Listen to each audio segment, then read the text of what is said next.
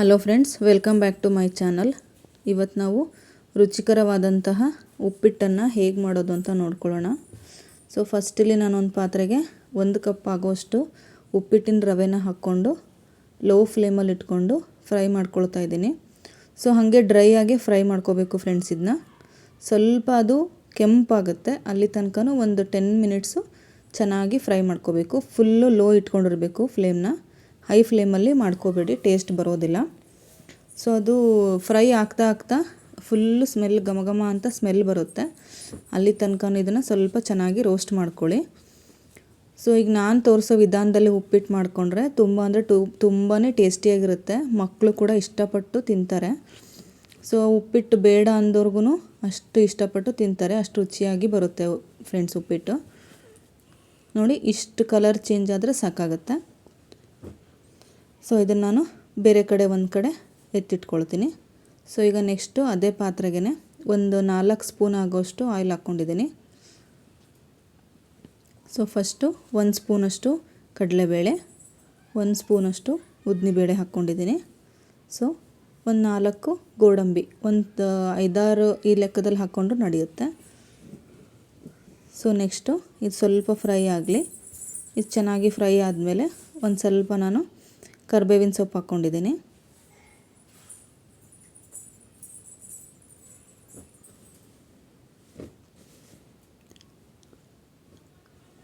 Next ಇಲ್ಲಿ ಒಂದು ಸ್ವಲ್ಪ ಸಾಸಿವೆ,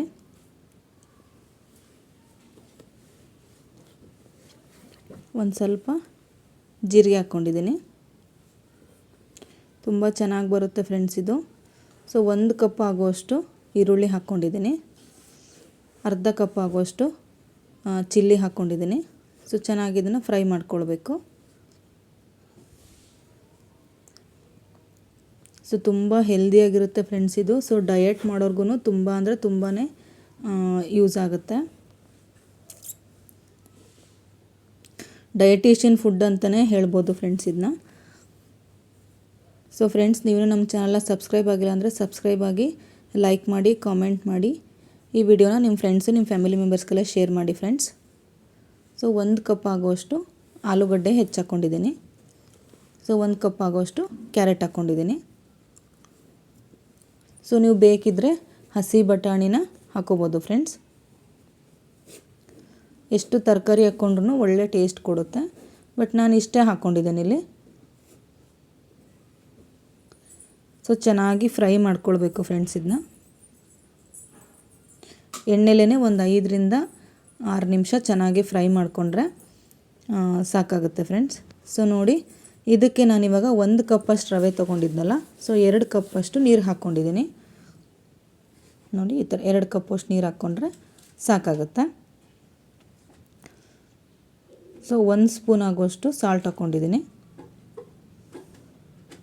ಇದು ನೀರು ಚೆನ್ನಾಗಿ ಬಾಯ್ಲ್ ಆಗಬೇಕು ಫ್ರೆಂಡ್ಸ್. ಹಾಗೆ ಒಂದು ಅರ್ಧ ಸ್ಪೂನ್ ಆಗುವಷ್ಟು ಶುಗರ್ ಹಾಕ್ಕೊಂಡಿದ್ದೀನಿ. ನೋಡಿ, ಇಷ್ಟು ಚೆನ್ನಾಗಿ ಬಾಯ್ಲ್ ಆಗಬೇಕದು. ಇದು ಮೇಯ್ನ್ ಪ್ರೋಸೆಸ್ಸು ಫ್ರೆಂಡ್ಸ್. ಇದು ಚೆನ್ನಾಗಿ ಬಾಯ್ಲ್ ಆಗುವಾಗ 1 ಕಪ್ ಆಗುವಷ್ಟು ಟೊಮೆಟೊ ಹಾಕ್ಕೋಬೇಕು ಫ್ರೆಂಡ್ಸ್. ಇದು ಮೇಯ್ನ್ ಪ್ರೋಸೆಸ್ಸು.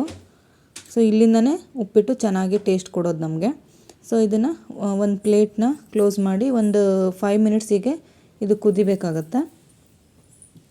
ನೋಡಿ, ಈ ಥರ ಚೆನ್ನಾಗಿ ಬಾಯ್ಲ್ ಆಗುವಾಗ ಅದು ಟೊಮೆಟೊ ಎಲ್ಲ ಹುಳಿನ ಬಿಟ್ಕೊಂಡಿರುತ್ತೆ ಫ್ರೆಂಡ್ಸ್. ಉಪ್ಪಿಟ್ಟಿಗೆ ಅದೇ ತುಂಬ ಟೇಸ್ಟ್ ಕೊಡೋದು. ನೋಡಿ, ಈ ಥರ ಚೆನ್ನಾಗಿ ಬಾಯ್ಲ್ ಆಗುವಾಗ ನಾನು ರವೆ ಹುರಿದಿಟ್ಕೊಂಡಿದ್ನಲ್ಲ ಮುಂಚೆನೇ, ಅದನ್ನು ಹಾಕ್ಕೋಬೇಕು ಫ್ರೆಂಡ್ಸ್.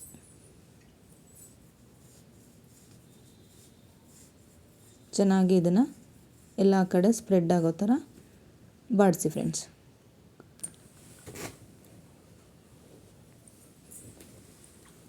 ನೋಡಿ, ಎಷ್ಟು ಕಲರ್ಫುಲ್ಲಾಗಿ ಎಷ್ಟು ಚೆನ್ನಾಗಿ ಬಂದಿದೆ ಅಂತ ಹೇಳಿ.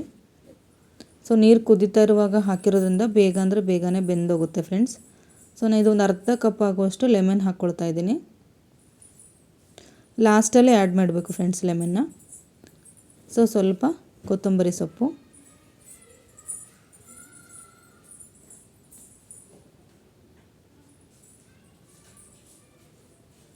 ನೋಡಿ, ತುಂಬ ಟೇಸ್ಟಿಯಾಗಿ ಬರುತ್ತೆ. ಒಂದು 5 ನಿಮಿಷ ಇದನ್ನು ಕ್ಲೋಸ್ ಮಾಡಿ ಹಾಗೆ ಬಿಡೋಣ ಫ್ರೆಂಡ್ಸ್.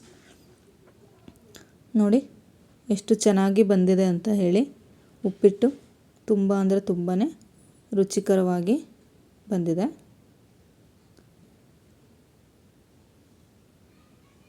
ಮಕ್ಕಳು ತರಕಾರಿ ತಿಂತಾರಲ್ಲ ಫ್ರೆಂಡ್ಸ್, ಈ ಥರ ಮಾಡಿಕೊಟ್ರೆ ತುಂಬ ಅಂದರೆ ತುಂಬಾ ಇಷ್ಟಪಟ್ಟು ತಿಂತಾರೆ. ಸೊ ಎಲ್ಲ ಕಡೆಯಿಂದನೂ ಈ ಥರ ಚೆನ್ನಾಗಿ ಒಂದು ಸಲ ಬಾಡಿಸಿ. ಫ್ರೆಂಡ್ಸ್, ನೀವು ಒಂದು ಸಲ ಟ್ರೈ ಮಾಡಿ ಹೇಗಿತ್ತು ಅಂತ ಕಮೆಂಟ್ ಮಾಡಿ. Thank you.